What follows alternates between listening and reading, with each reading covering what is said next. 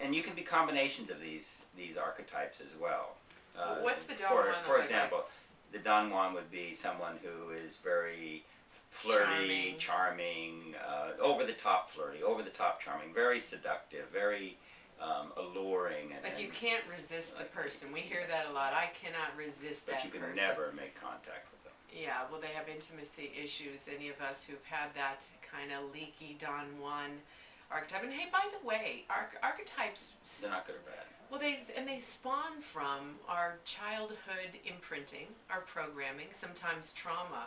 So there are opportunities really to drop in and see what we need to heal, feel, and deal with, as I love to say, right?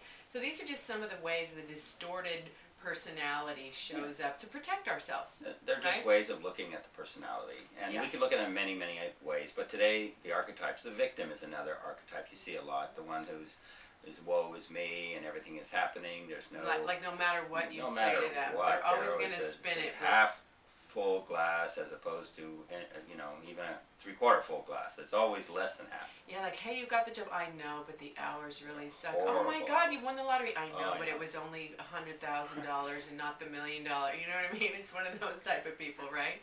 Yeah. The bad boy is a fun one for those ladies out there. The one who always likes the nasty boy, who's always looking for, you know, he's always in a little bit of trouble. Things are pretty much, he's also pretty charming. He can be a combination of the Don Juan, but the bad boy always has a little bit of trouble going on with him. He's got out of jail.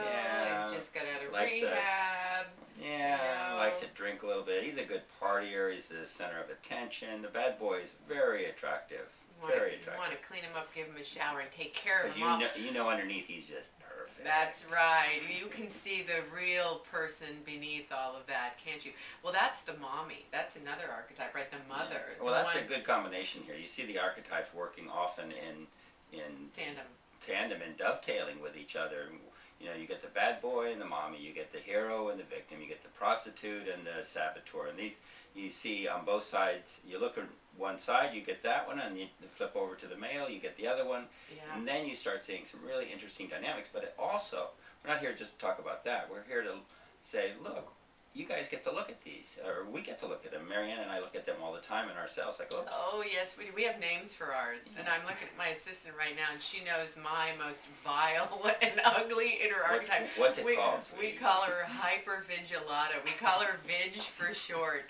And, you know, it's worthy of talking about that a little bit later on, like how we can all collectively notice it. When my assistant, co-producer here in the show, sees Vig come out, she says it. Okay, here's Vig. And I'm like, oh, good. You know, then I can go for a walk or I can attend to her. It's not always comfortable, but I'm so grateful to share the experience. And I think when we're all devoted to each other's awakening, which ideally relationship is about, witnessing one another, right? Really respecting the other person on their journey. I love that. We get to hold each other's archetype. Which one of yours, honey? Which one of my archetypes? I know you're perfect, which is God. True, you are. There's a couple that I like. I like the mentor is one of my favorites. You know, I get to be a mentor because, you know, I've done all these things and I know all this stuff. And then I go, oh my God. And then I look at it and go, you don't know anything.